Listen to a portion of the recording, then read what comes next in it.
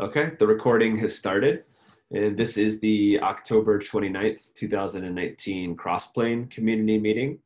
Right now, where we are currently in our release cycle is that we are literally in the middle of releasing v0.4.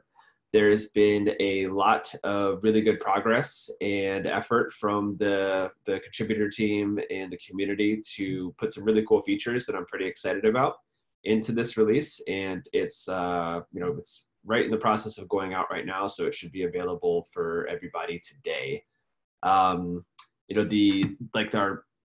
planning and tracking boards, etc., are basically empty right now since we're polishing off a release as we speak. So I'll skip over those. There's not much to look at right there, but I did want to highlight some of the features that are in v0.4 because they're all things that I'm pretty excited about. Dan, do you want to talk about the new Rook stack that supports some of the Rook storage providers? Yeah, absolutely. So we do right now, I guess we already at this point have our 0.1 release of the Rook stack. We also have some updated documentation to walk through an example of using it. So Rook is a little bit different than the other stacks we have in that it provisions resources in cluster. So what that will typically look like is either in the control cluster that Crossplane is installed in, or in a remote cluster. So whether that's a GKE, AKS, EKS cluster, you can provision Kubernetes resources there to deploy some sort of application, and then you can deploy in cluster storage. So right now, for this 0.1 release, we've provided Yugabyte and Cockroach support.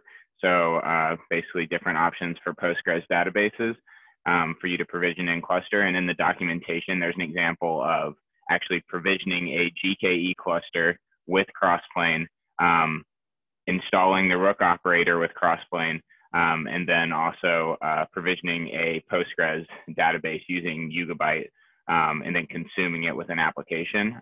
So all of that can be done from the Crossplane control cluster, and you can get an application up and running. So yeah, that's where it is there under the Stacks guides. And that's a pretty cool walkthrough that deploys kind of like a bookstore application. Yeah, there's the guide here is intended to be very prescriptive, and it's mostly YAML that you'll copy and paste. So it's not actually that difficult. It's mostly just YAML content.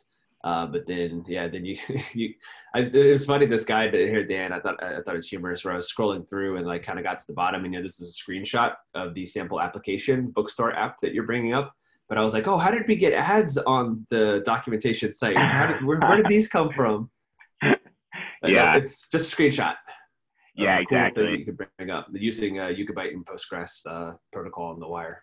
Yeah, another thing to mention is in this guide and in a couple of the others, we've got where you can just use the customize plugin with kube control. And so you can point it at the directory of YAML files that we have, and actually just kind of skip copy and pasting all of this YAML, and just have all of this be spun up immediately for you. So kind of the lagging step in that process is the provisioning of the GKE cluster. So that takes some time, but the other resources will wait until that comes available to be provisioned into it. Yeah, and that's another feature that I wanted to talk about later on here too, that I wanted Javad to talk about, because he was the driver behind that, and it's so awesome. Actually, let's go to that. So yeah, this the Rook stack that Dan created here. There's the guide for it. You can start using Rook to dynamically provision Postgres related database instances and such.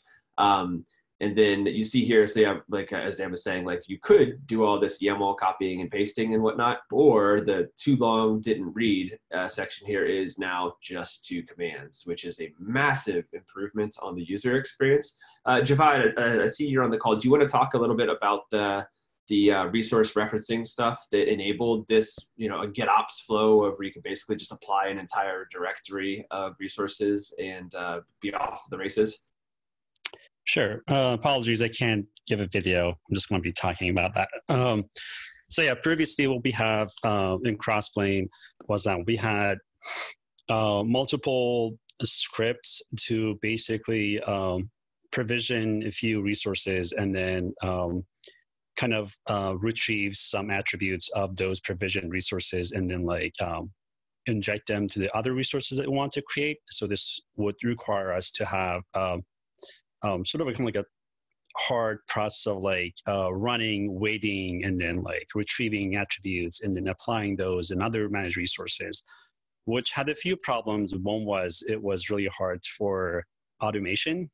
And then it was also, it was for users' experience, it was very hard to kind of like go through the documentation. There were a lot of scripts, a lot of like kind of like made up scripts that we had to go through. So what we did before, we kind of like said, let's make the Crossplane itself handle all of those. And then if it requires to kind of like get an attribute from another resource, let's like instruct it to wait for the other resource to come available and then retrieve that attribute from that resource and then use it. So we called it cross-resource referencing, and then it enables basically, like you mentioned, get attributes from other resources that are going to provisioned, and then it also solves the blocking dependency sort of a thing where you're provisioning one resource, but it's blocked by other resources to come through. So it's just it's smart enough to wait for those resources to become available and then retrieve its values and then provision itself. The other kind of like a feature of this model that you mentioned was the ability of having a GitOps model where you kind of like have a directory of YAML files. You use one command, kubectl apply, that folder, and then everything is done, and then like Crossplane over time installs those and then retrieves the values, resolves dependencies and everything, and then it shows every managed resources status as ready, and then that's when you're done. Yeah, that's that's probably my favorite feature in the 0.4 release, Javad. So that work there that you spearheaded and designed and implemented is just such a great experience improvement for the users and community. So I mean, just like a single command to apply everything and let Crossplane figure it out for you is just that's amazing. Yeah, well, I mean, that was cumulative work of all people Crossplane, but thank you. Yeah, man, awesome. And so let's keep going through some of the 0.4 stuff that I feel very excited right now just seeing all this stuff. So we also we're taking steps to stabilizing the Crossplane API, and we moved 2 of our API groups to a beta designation. So we have now officially moved some of our types and our CRDs from alpha to beta. And so that is, taking steps along the path to reaching a stable API where, you could start taking more of a dependency and start working towards production scenarios where the API will remain stable, or if there are changes in the API that would be supported by, migration or upgrade support. So both the cache, like Redis type of instances, and databases like MySQL and Postgres, they move to beta. And that's actually for both GCP and AWS. So we'll continue along those lines of stabilizing the API, moving towards production scenarios. And this is a concrete step towards that, or a statement about that, where we have moved resources to the beta designation. And Muafik was working on that a lot, but I don't think he's on the call today because it is a official national holiday in Turkey where he lives. So he is off today. And I wish I knew what holiday it was so I could say happy that day, but I don't know, so I apologize. Another thing that user improvement here that Nick worked through, I don't think he's on the call right now, but is what we call simple resource class selection. So, before 0.4, you needed to have a portable resource class, such as MySQL, the abstraction for various specific types of MySQL instances, like Amazon's RDS or Google's Cloud SQL. And you had to, link that to a specific type of resource class for a specific cloud provider, which kind of cheapened or decreased the portability of the resource claim that you're making, kind of made the experience a little bit degraded for your application portability. So now we have, instead of kind of linking a claim for a particular type of resource, portable resource, instead of having to link that to a specific implementation. It's now based on labels where you're expressing properties that you want for your MySQL database. So that has all sorts of implications where you can say, hey, I want MySQL and I want it to be in this type region or have this particular property for cost, let's say. And the logic for scheduling or matching in the dynamic provisioning subsystems of Crossplane will be able to match your request to a particular resource that fulfills the requirements or properties that you want. And so it massively improves the user experience where you don't have to worry about knowing what class to match to. And it just increases portability in the user experience. So I'm really excited about that improvement as well. So let's keep moving quickly here. We also streamlined our release process. So now we have a lot more automation in place to be able to get releases out more quickly. So instead of we were going for a few months at a time to do releases, we're now going to be doing monthly releases. So after today's release, we'll be doing another release in November, another one in December. So we'll be able to keep the ecosystem and community updated more rapidly and get features in the hands of folks more quickly. So that's really exciting. And then we're integrating with GitLab's auto DevOps stuff to be able to be like a backing provider for running auto DevOps pipelines in GitLab and provision resources for your applications that are managed in GitLab. We've got a new stack for Packet, bare metal infrastructure provider that's in the works as well. Or that is, Dan, what's the status of the Packet stack? Is that available for folks to use? So we're working on setting up a release process with Packet right now. And so there isn't an official release of it. But if you wanted to run it locally, it would work. It is compatible with 0.3. So there will be in the next few days updates to make it compatible with 0.4 and then standardizing on a formal release process with Packet. Right on. Awesome. Okay, and then the last thing here, Hassan he lives in Turkey too, so he's off today too. But he made a really cool trace utility that's part of the Crossplane CLI. So let's see if we can bring that up real quick. So in the Crossplane CLI, which is a kube control plugin, something that's been difficult for users and folks in the community is that if something does go wrong with Crossplane, say you asked for a MySQL database and it doesn't work, there are a number of components, because of dynamic provisioning that you need to discover and find. The MySQL instance is connected to, let's say, a Cloud SQL instance, and there's other resources involved or in play there. And so Hassan wrote this awesome trace command where you can say, hey, for that MySQL I cared about, can you just trace that for me and let me know everything that's going on with it? And it will print out a nice table, or it can do a graph as well of following all the different components, what's in play, what are their statuses, where the problem is. So it's a very nice utility for debugging or troubleshooting if you run into any issues. Definitely try out the trace command so you can get a little bit of an idea here of the things that it will show you, but it should be a massive improvement in terms of troubleshooting for our users. Cool. So that is everything, or the highlights 0.4. We're going to be doing a bit of a shortened release cycle for the November release. We are anticipating releasing 0.5 right before KubeCon San Diego. KubeCon starts on Monday the 18th, and we'll be hoping to release on November 15th, on that Friday right before KubeCon. So we have a brand new drop with a couple new features, maybe some more of the beta types, moving our types to beta in there as well. But that will be fresh going into KubeCon for whoever we get to see there or not see there. It'll still be available. You don't have to go to KubeCon to use that release, I suppose.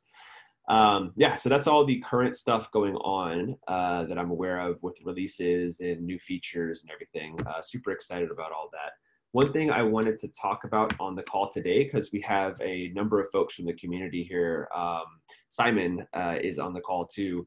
So folks that are starting to build their own stacks, one thing that I was curious about is, we're always available on Slack to answer questions, and we have a contributor guide or build, how to build a stack developer guide, etc. but I was definitely open for feedback of, any better ways to support people that are building their own stacks, or issues you run into, or things that you would like to see improved or better support within the community. Then we're, very open to listening to those or having any sort of discussions about those as well.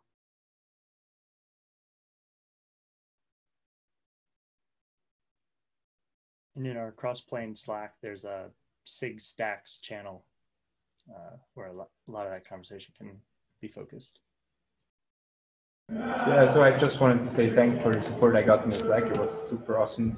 You guys were super responsive, and that helped me a lot. Maybe a thing I'd like to see is a hello world kind of stack, which actually lives in a GitHub repo, so I can see all the parts of it, because in the developer guide there, some of it was redacted for brevity, which is fine, I guess.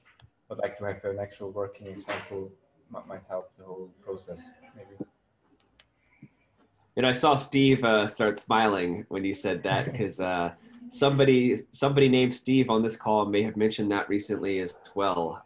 So that's good to get that validation, Simon, that would be a helpful thing for new contributors or developers that are building their own stacks as well. Kind of a fleshed out but simple enough to understand example that kind of helps pull all the concepts together in a very concrete way. That sounds like a really good idea.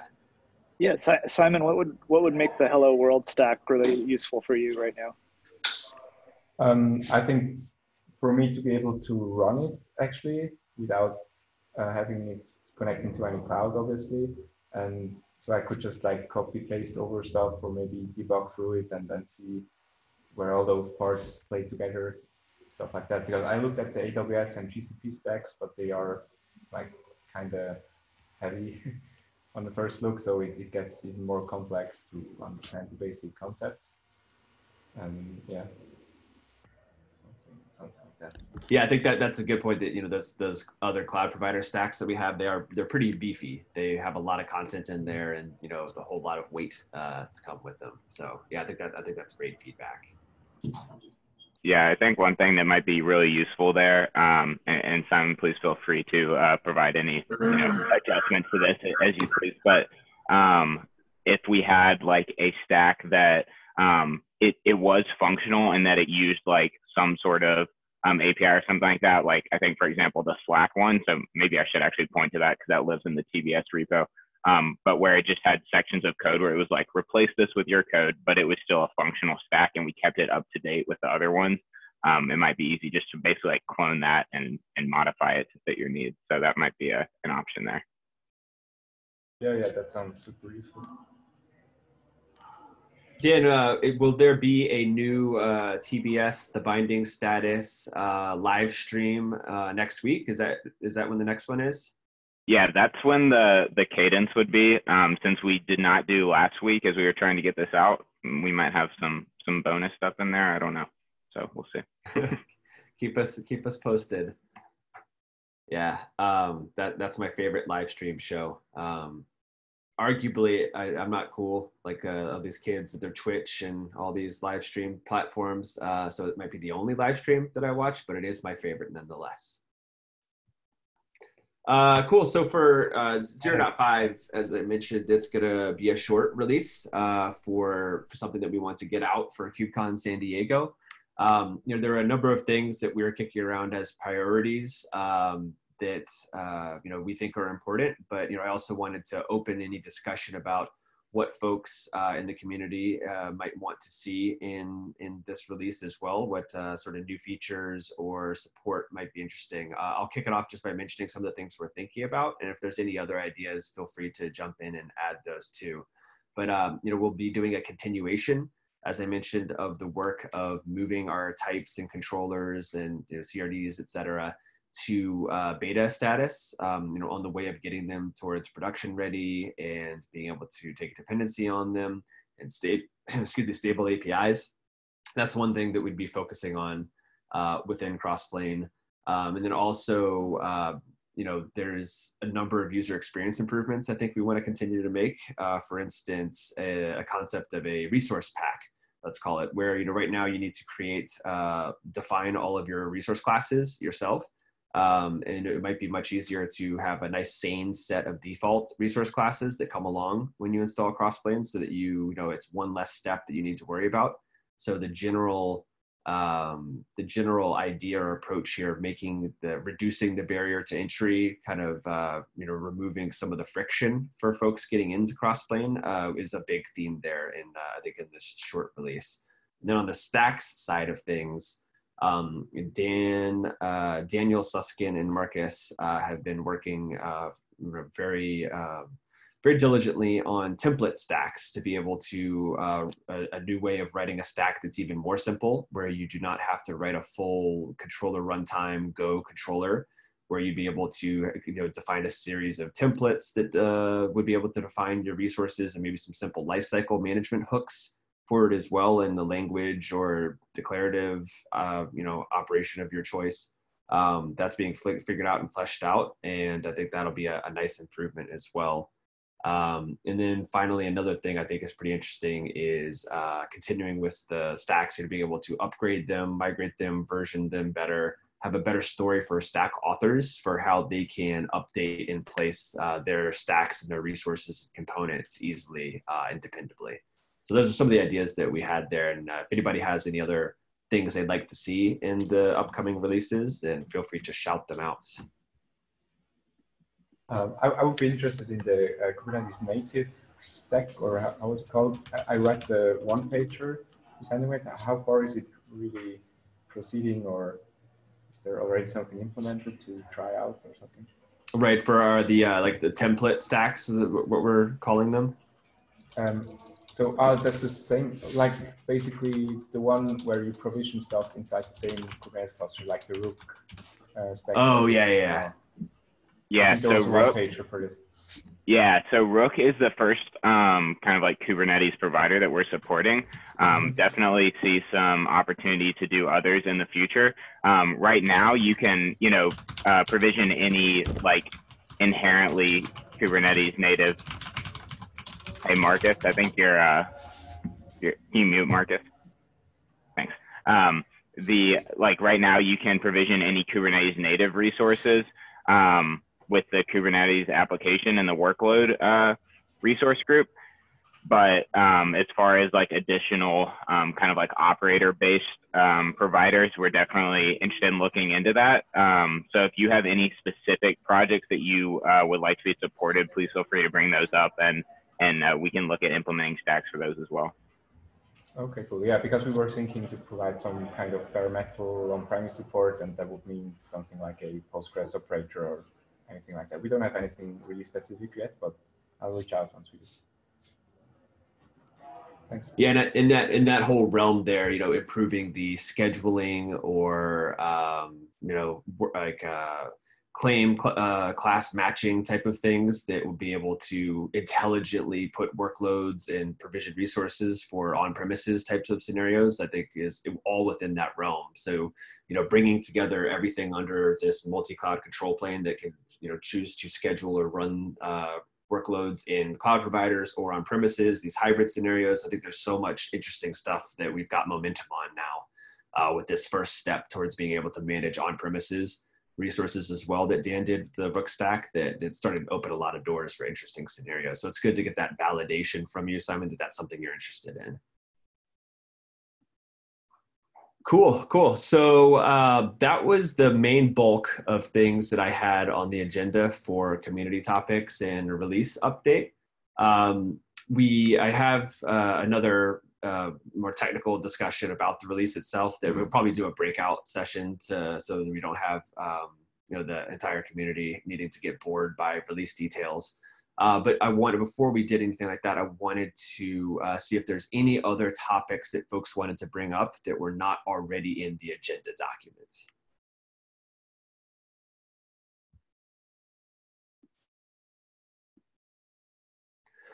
Alrighty.